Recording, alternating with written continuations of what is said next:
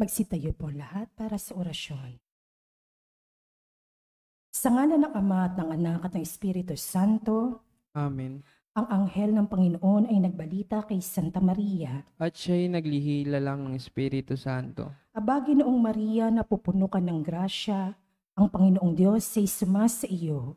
Bukod kang pinagpala sa babaing lahat, at pinagpala naman ang iyong anak na si Jesus. Santa Maria, Ina ng Diyos, ipanalangin mo kaming makasalanan, ngayon at kung kami mamamatay. Amen. Narito ang alipin ng Panginoon. Maganap nawa sa akin ang ayon sa wika mo. Aba, Ginoong Maria, napupuno ka ng grasya, ang Panginoong Diyos ay sumasa iyo.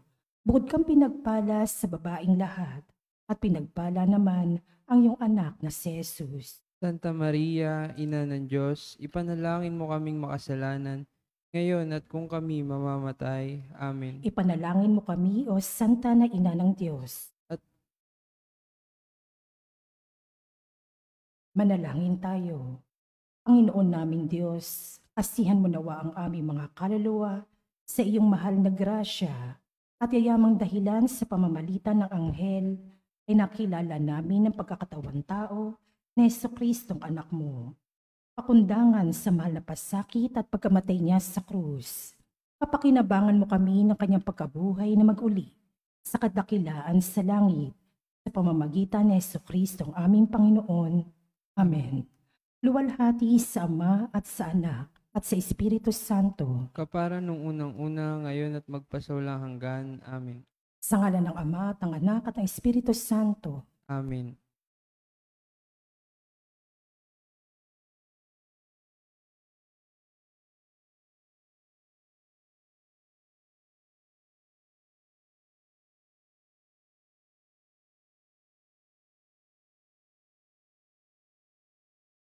At ang mamumuno po sa ating banal na pagdiriwang ngayon ay ating pambutihing panauhing pari, Reverendo Padre Renz Hernandez.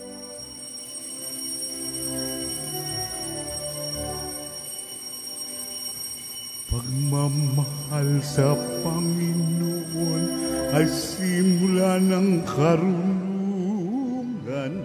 Ang kanyang kapurihay manatili magpakailanman. Purihin ang Panginoon, siya'y ating pasalamatan sa pagsasama at pagtitipon ng kanyang mga anak. Pagmamahal sa Panginoon ay simula ng karunungan. Ang kanyang kapurihay manatili magpakailanman. Ay natitipon sa ngalan ng Ama at ng Anak at ng Espiritu Santo. Amen. Sumainyo ang Panginoon. At sumaiyo rin. Mga minamahal na kapatid, sa araw pong ito, 11 ng Nobyembre, ating ginugunita ang kapistahan ni San Martin ng Tours, isang obispo at tagapangasiwa ng simbahan na nagbigay ng sarili para sa kapagtataguyod ng pananampalataya. At upang maging marapat tayong gumanap sa banal na pagdiriwang na ito, alalahanin natin ang ating mga pagkukulang, pagsihan ng ating mga kasalanan. Humingi tayo sa Diyos ng awa at kapatawaran. Sinugong tagapagpagaling ng mga nagsisisi, Panginoon, kaawaan mo kami. Panginoon, kaawaan mo kami. Naparito ka upang tawagin ang makasalanan para magsisi, Kristo, kaawaan mo kami. Kristo, kaawaan mo kami. Nakaluklok ka sa kanan ng Ama upang ipanalangin kami. Panginoon, kaawaan mo kami. Panginoon, kaawaan mo kami. Kaawaan tayo ng makapangyarihang Diyos, patawarin sa ating mga kasalanan, at patnubayan tayo sa buhay na walang hanggan. Amen. Manalangin tayo. Ama naming makapangyarihan, sa pamuhay at pagpanaw ng obispong si San Martin, ang iyong kadakilaan ay nagniningning. Ganapin mong panibago ang mga dakilang gawa ng iyong paglingap sa aming loobin. upang ang kamatayan man o ang buhay ay huwag makapaghiwalay sa amin sa pag-ibig mo sa pamamagitan ni Jesucristo kasama ng Espiritu Santo magpasawalang hanggan. Amen. Magsiupo po ang lahat.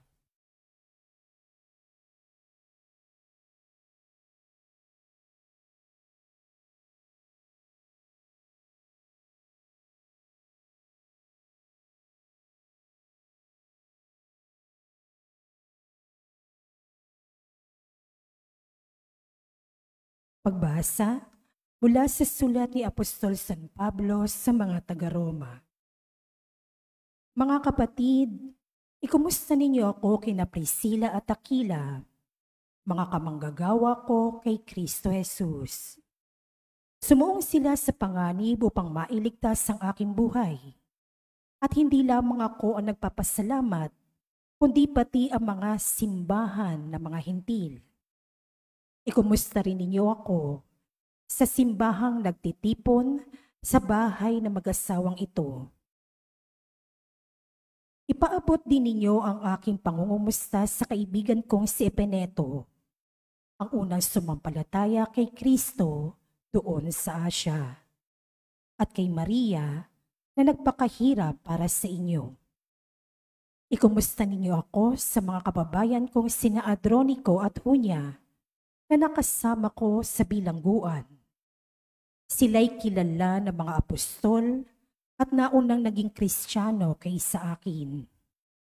Ikumusta ninyo ako kay Ampliato na aking minamahal sa Panginoon, kay Urbano na kamanggagawa natin kay Kristo, at sa kaibigan kong si Estaquis. Magbatian kayo bilang magkakapatid kay Kristo. Binabati kayo ng lahat ng mga simbahan ni Kristo. Akong si Tercio, na sumulat ng liham na ito, ay bumabati rin sa inyo sa pangalan ng Panginoon. Inukumusta kayo ni Gayo na tinutuluyan ko. Sa bahay niya nagtitipon ang buong simbahan. Inukumusta rin kayo ni Erasto na ingat yaman ng lungsod, at ng ating kapatid na si Quarto. Naway sumainyo lahat ang papapala ng ating Panginoong Hesukristo. Amen. Purihin ang Diyos na makapagpapatibay sa inyo sa pamamagitan ng mabuting balita tungkol kay Hesukristo na ipinangangaral ko sa inyo. Ang mabuting balitang iyan ay isang hiwaga na nalihim sa loob ng mahabang panahon. At sa utos ng walang hanggang Diyos ay nahayag ngayon sa mga hintil upang sila'y manalig at tumalima kay Kristo. Ang lahat ng iyan ay ayon sa mga sulat ng mga propeta. Sa iisang Diyos, ang marunong sa lahat, sa Kanya iukol ang papuri magpakailanman, sa pamamagitan ni Jesucristo. Amen. Ang salita ng Diyos. At sa Diyos. Salmon tugunan ang ating pong itutugon. Pupurihin ko ang ngalan mo. Pupurihin ko ang ngalan ng poon magpakailanman. Ulitin po natin. Pupurihin ko ang ngalan ng poon magpakailanman. Pupurihin ko at pasasalamatan ang Diyos araw-araw. Di ako titigil ng pasasalamat magkailanman. Dakila ang poon at karapat-dapat na siya'y papurihan. Ang kadakilaan niya ay mahirap nating unawain. Pupurihin ko ang ngalan ng poon magpakailanman. Sa alinmang lahi ang iyong ginawa ay papupurihan. Ihahayag nila ang mga gawa mong magkapangyarihan. Ang karangalan mo at pagkadakila'y ipamamalita. At isasaysay ko ang mga gawa mo na kahanga-hanga. Pupurihin ko ang ngalan ng poon magpakailanman. Magpupuring lahat sa iyo o poon ang iyong nilalang. Lahat mong nilikha ay papupurihan ka at pasasalamatan. Babanggitin nilang tunay na dakila ang iyong kaharian at ibabalitang tunay kang dakilat makapangyarihan. Tugon. Pupurihin ko ang ngalan ng poon magpakailanman. Magsitayo po ang lahat. Hallelujah, hallelujah. Wikain mo, oo, nakikinig ako sa iyong mga salita. Hallelujah,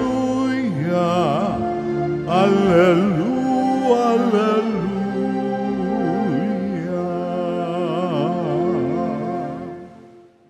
Sumainyo ang Panginoon. At sumaiyo rin.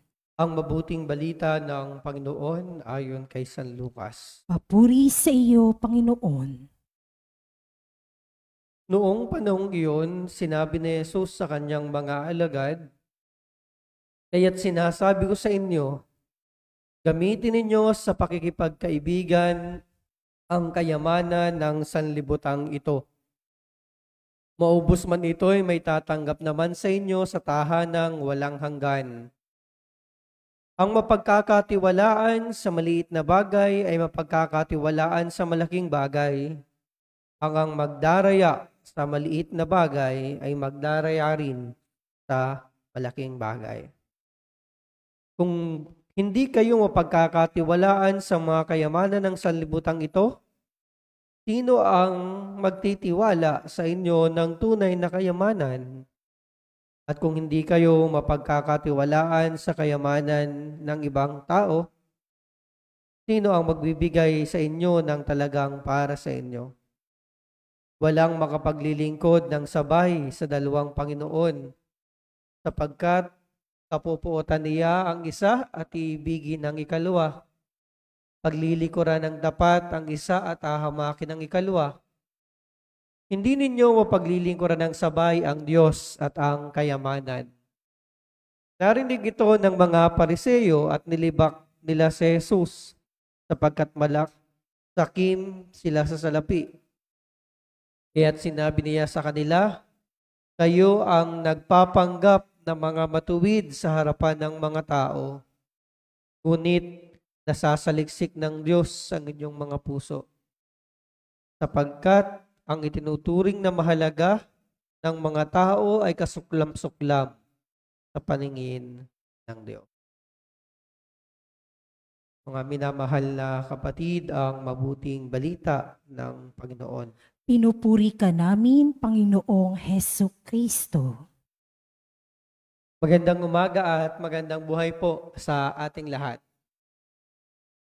Meron pong kasabihan sa wikang Ingles na nagsasabing, "Money makes the world go round."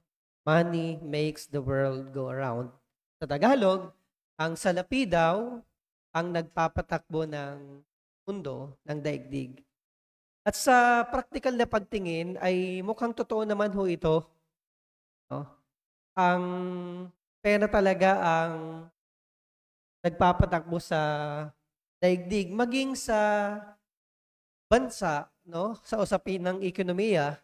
Kapag bagsak ang ekonomiya, mataas ang bilihin, may kinahalaman sa pananalapi. Kapag malakas ang ekonomiya ng isang bansa, relatively bumababa ang mga bilihin. Kaya hindi na tayo magtataka sa Pilipinas kung bakit ang mahal ng bilihin sa atin kumpara sa ibang bansa. Dahil hindi ganon kalakas ang ating ekonomiya. Maging sa simbahan po, kaya po ang mga tao ay ini-encourage ng kanilang responsibility, Canon 222, no, sa batas ng simbahan. Canon 222 yung responsibility ng mga tao to support the church. No, to give donations to the church. Bakit? Kasi kung walang tulong ng mga tao financially, wala pong programa na uusad sa simbahan. Hindi po makakasurvive ang simbahan kahit anong uri ng simbahan, kahit simbahan pa ng ibang sekta o kahit simbahan natin ng mga Katoliko, laging bahagi ng pag-usad ng programa ang pananalapi, ang kaperahan. Maging sa personal nating buhay, no? Kapag wala tayong pera, parang wala tayong masyadong magawa. Although hindi naman batayan ng kaligayahan ang pera, Pero pag meron tayong pera, relatively talagang mas masaya tayo. Mas marami tayong pwedeng gawin kapag meron tayo. Kapag wala naman tayong pera, ay ditiis lamang tayo sa kung anong meron tayo. Pinagkakasya lang natin kung ano ang kasya sa atin. Sa ganitong diwa, ang ating ebanghelyo ngayon ng ating Panginoong Jesucristo ay nagsasabi na gamitin natin ang kayamanan ng mundong ito sa pakikipagkaibigan. Lahat naman ho siguro sa kayo ay nangangarap na yumaman o magkapera. Wala naman ho sigurong hindi nangangarap. At yung pangangarap ho na yumaman at magkapera ay hindi masama. In fact, gusto ng Diyos na umuunlad tayo. In fact, gusto ng Diyos na nabubuhay tayo ng maganda. Pero kailan ba nagiging masama ang kayamanan? Kailan ba ito nagiging masama? May dalawang bagay po na nagiging masama ang kayamanan. Dalawang bagay. Una, depende sa pinanggalingan. At ikalwa, depende sa pinaggagamitan. Kung ang pinanggalingan ng iyong kayamanan ay galing sa mabuti, produkto ng iyong pagsisikap, pagtitiis, ng pagod, ng hirap, hindi po ito masama. Hindi masamang yumaman na magkaroon ng salapi kung maayos ang pinanggalingan nito. Nagiging masama lang ito depende kung pangit ang pinanggalingan.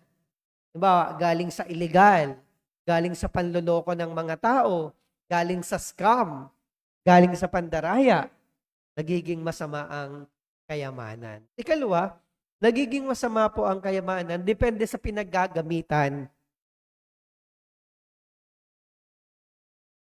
Depende sa pinagagamitan. Kahit na mabuti yung pinanggalingan, kung mali mo naman ginagamit, nagiging masama rin ito. Halimbawa, mabuti nga ang pinanggalingan mo, pero nilulustay mo naman ito. Ipinansusugal mo lang naman ito. O ipinambibisyo mo lang naman ito. Inaaksay mo lang ito. Nagiging masama ang kayamanan. Kaya nga ang paanyaya po sa atin ng ating ebanghelyo ngayon ay dalawa, maging tapat at maging matalino, to be honest and to be clever. Honesty and cleverness. Honesty, ito po yung katapatan natin sa pag-accumulate natin ng ating wealth, ng ating treasure, katapatan.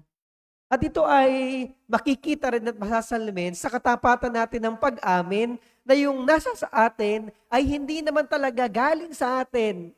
Hindi naman talaga tayo ang tunay na may-ari, kundi ipinagkaloob lang sa atin ng totoong may-ari.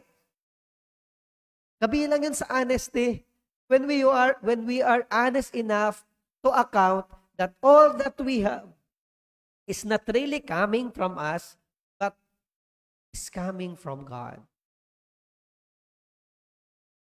Honesty. Katapatan natin sa mga bagay-bagay. Nakakalungkot lang na marami sa mga tao, sa ating mga Pilipino, ang hindi ganon katapat pagdating sa pananalapi. Kasi nakakatokso talaga ang salapi. Nakakatokso talaga. So maging honest, ito ang paanyaya. At ikalawa, maging clever. Pag sinabi natin maging clever, maging matalino. Matalino sa paggamit ng ating kayamanan. Napakalaga po niyang kayamanan o ng pananalapi para sa sustenance ng ating buhay. Para sa sustenance ng ating buhay. Para mai-provide natin ang pangailangan ng ating pamilya at ng ating sarili. Subalit, dapat maging matalino po tayo kasi chances are, instead of us controlling the wealth and the money, it might become vice versa. It might become the wealth and the money controlling us. Might become the wealth dictating our actions. Hindi tayo ang nagdidikta kung ano ang mangyayari sa ating kayamanan at gagawin natin, kundi yung dahil sa pagnanasa natin sa mga bagay na ganito, ito na yung nagdidikta sa ating isip, sa ating puso, at sa ating mga desisyon. Ang pera po ay magandang alipin. Ang pera ay magandang alipin kapag ginamit mo siya. Pero masama po siyang amo. Mahirap na amo. Kapag nagpaalipin tayo sa salapi, doon na magsisimulang magulo ang ating buhay. Kaya ang paalala ng ating Panginoon, you cannot serve both God and Mammon. Hindi mo pwedeng paglingkuran ng sabay ang Diyos at ang kayamanan. Dapat naglilingkod ka sa Diyos at naglilingkod naman sa iyo ang salapi. Hindi ikaw ang pinaiikot at pinakikilos ng yaman. Kaya, maging tapat at matalino pagdating sa kayamanan. Amen.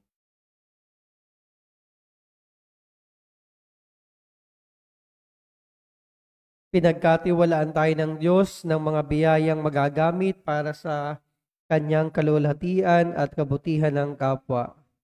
Idalangin natin na maging responsable nawa tayo sa lahat ng ito at maging karapat-dapat sa kanyang pagtitiwala. Sa bawat panalangin ng atin pong itutugon, Panginoon, bigyan lakas mo kami sa iyong pamamaraan. Panginoon, bigyang lakas mo kami sa iyong pamamaraan.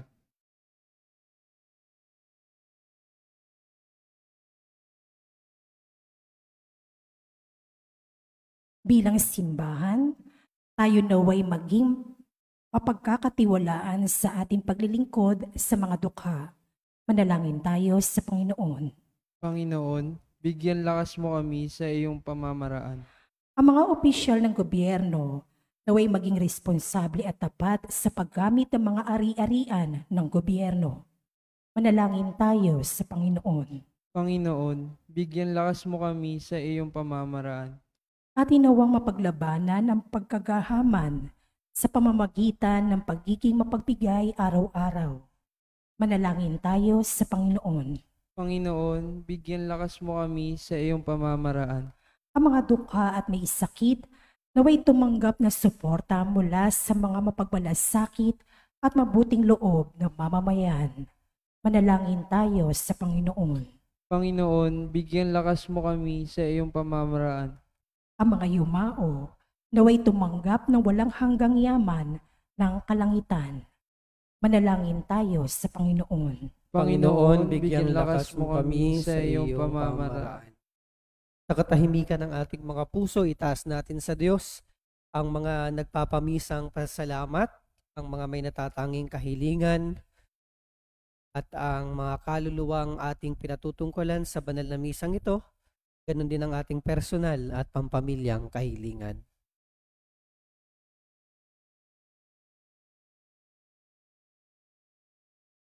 Ang lahat ng ito po, Ama, ay aming samot dalangin sa ngalan ni Kristong aming Panginoon. Amen. Magsiupo ang lahat.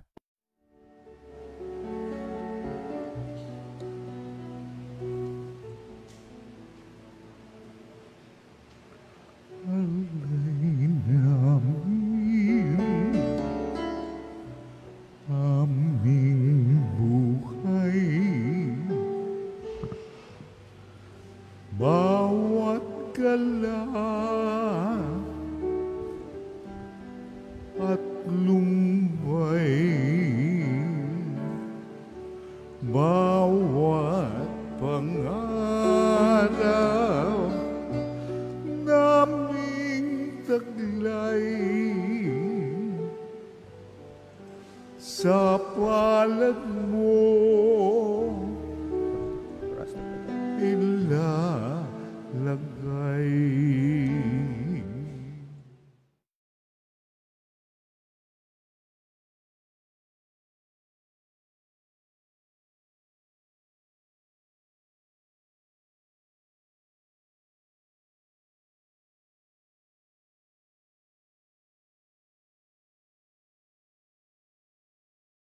Mind and words of human pastor spiritual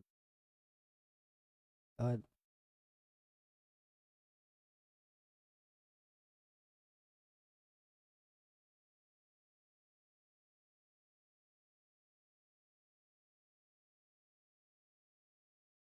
Manalangin tayo mga kapatid upang ating mga handog ay maging kalugod-lugod sa Diyos amang makapangyarihan. Tanggapin nawa ng Panginoon itong paghahain sa iyong mga kamay, sa kapurihan niya at karangalan, sa ating kapakinabangan at sa buong sambayanan niyang banal.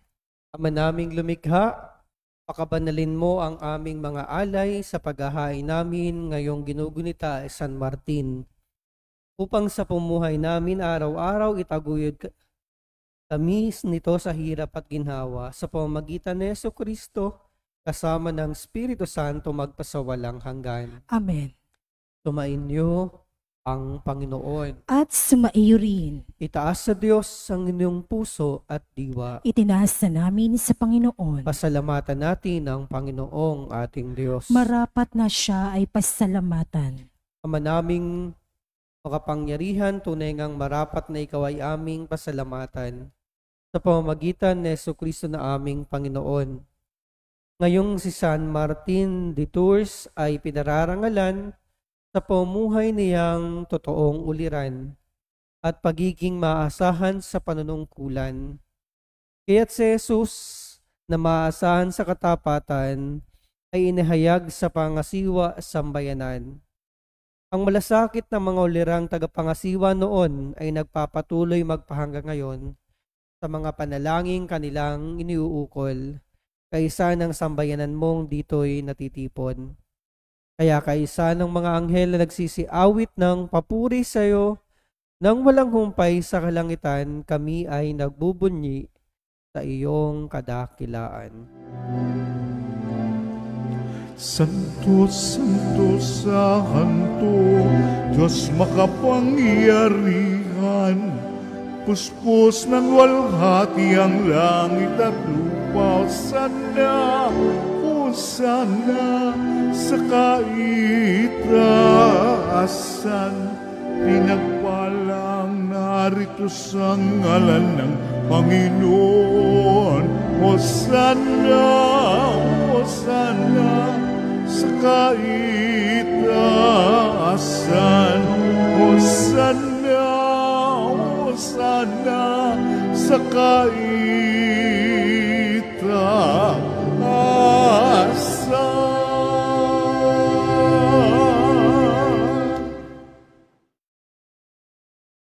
Ama naming banal, ikaw ang bukal ng tanang kabanalan.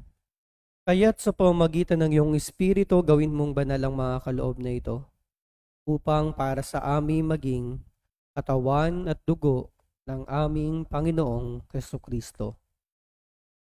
Bago niya pinagtiis ang kusang loob na maging handog, hinawakan niya ang tinapay. Pinasalamatan kaniya, pinaghati-hati niya iyon, iniabot sa kanyang mga alagad at sinabi, "Tanggapin ninyong lahat ito at kanin, ito ang aking katawan na ihahandog para sa inyo."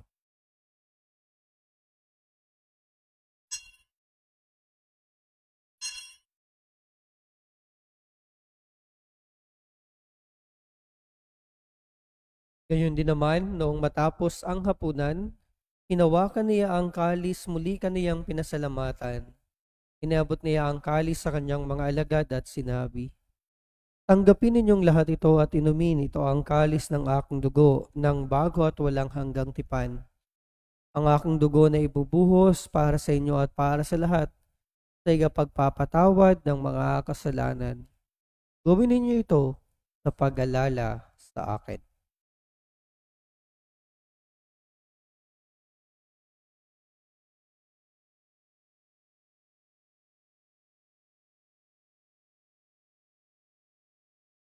Ang misteryo ng pananampalataya. Si Kristo'y namatay, si Kristo'y nabuhay, si Kristo'y babalik sa wakas ng panahon. Ginagawa po namin ngayon naman ang pag-alaala sa pagkamatay at muling pagkabuhay ng iyong anak. Kaya tiniaalay namin sa iyo ang tinapay na nagbibigay buhay at ang kalis na nagkakaloob ng kaligtasan. Kami nagpapasalamat dahil kami iyong minarapat at tumayo sa harap mo para maglingkod sa iyo. Sinasamo namin kami magsasalo-salo sa katawan at dugo ni Kristo ay mabuklod sa pagkakaisa sa pamamagitan ng Espiritu Santo. Lingapin mo, Ama, ang iyong simbahang laganap sa buong daigdig. Puspusin mo kami sa pag-ibig. Kaysa ni Francisco na aming Santo Papa, ni Jose na aming Obispo ng Tanang Kaparian at ng hinirang mong sambayanan. Alalahanin mo rin ang mga kapatid naming nahimlay nang may pag-asang sila muling mabubuhay, ganyan lahat ng mga pumanaw. Kaawaan mo sila at patuloyin sa iyong kaliwanagan. Kaawaan mo at pagindapatin kaming lahat na makasalo sa iyong buhay na walang wakas. Kaysa ng mahal na Berheng Maria na ina ng Diyos, ni San Jose na kabiyak ng kanyang puso. Kaysa ng mga apostol at ng lahat ng mga banal na namuhay dito sa daigdig ng kalugod-lugod sa iyo. Maipagdiwang nawa namin ang pagpupuri sa ikararangal mo sa pamamagitan ng iyong anak na aming Panginoong Kristo.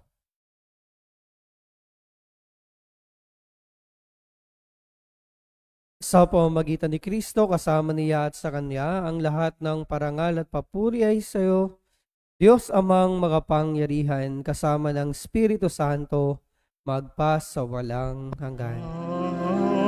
Amen.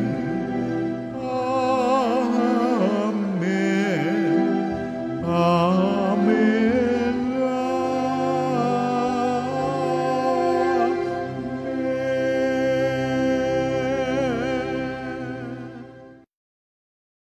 Buong pananalig nating dasalin ang panalangin ng mga anak ng Diyos. Ama namin, sumasalangit ka. Sambahin ang ngalan mo. Mapasa amin ang kaharian mo. Sundin ang loob mo dito sa lupa para nang sa langit. Bigyan mo kami ngayon ng aming kakanin sa araw-araw at patawarin mo kami sa aming mga sala para nang pagpapatawad namin sa nagkakasala sa amin. At huwag mo kaming ipahintulot sa tukso at edya mo kami sa lahat ng masama. Hinihiling namin kami adya sa lahat ng masama. Pagkalooban ng kapayapaan araw-araw. Iligtas sa kasalanan at ilayo sa lahat ng kapahamakan. Samantalang aming pinananabikan ang dakilang araw ng pagpapahayag ng tagapagligtas naming si Jesucristo. Sapagkat iyo ang kaharian at ang kapangyarihan at ang kapurihan magpakailanman. Amen. Panginoong Jesucristo, sinabi mo sa iyong mga apostol, kapayapaan ang iniiwan ko sa inyo, ang aking kapayapaan ang binibigay ko sa inyo. Tunghayan mo ang aming pananampalataya at huwag ang aming mga pagkakasala. Pagkalooban mo kami ng kapayapaan at pagkakaisa ayon sa iyong kalooban. Kasama ng Espiritu Santo magpas sa walang hanggan. Amen. Ang kapayapaan ng Panginoon naway laging sumainyo. At sumaiyo rin. Bigayan tayo at maghangad ng kapayapaan sa isa't isa. Peace be with you. Kapayapaan po sa ating lahat. Peace be with you. Kordero ng Diyos, Na nag-aalis sa mga kasalanan ng sanlibutan, maawa ka sa amin. Kordero ng Diyos na nag-aalis sa mga kasalanan ng sanlibutan, maawa ka sa amin. Kordero ng Diyos na nag-aalis sa mga kasalanan ng sanlibutan, ipagkaloob mo sa amin ang kapayapaan.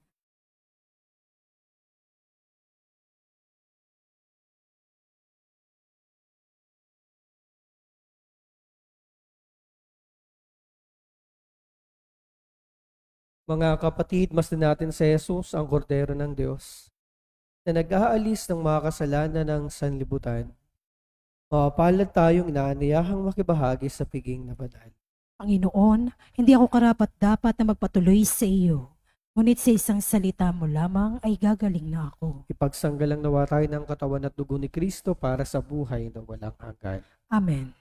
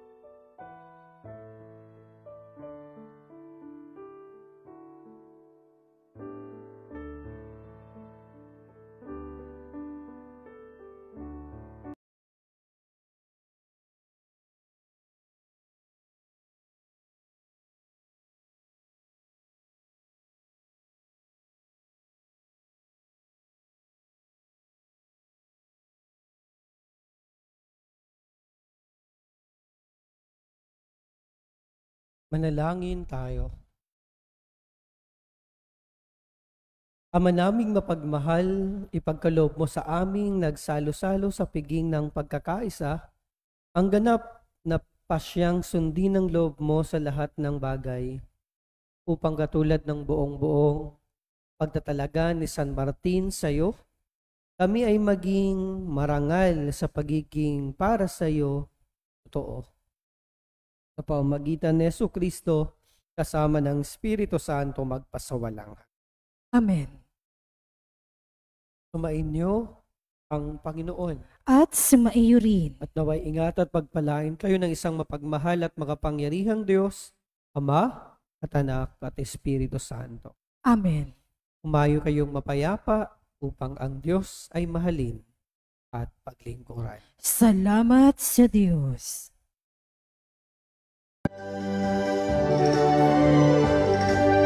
Nuestra Señora de Soledad, niyang mapagtis ng mga hirap, nagbata ng pasakin dahil sa Diyos sa atas. O dakila ka, Nuestra Señora de Soledad, mula sa sinapupunan hanggang sa kamatayan, si Jesus ay sinubaybayan bilang langin ng tunay. Kami sana'y huwag mapabayaan, o ina ng aming buhay. Kami rin ay arin, mga anak kong minamahal. Nuestra Señora de Soledad, inang mapagtis ng mga hirap, nagmata ng pasakit dahil sa Diyos sa atas. O dakila ka, Nuestra Señora de Soledad. O dakila ka, Nuestra Señora de Soledad.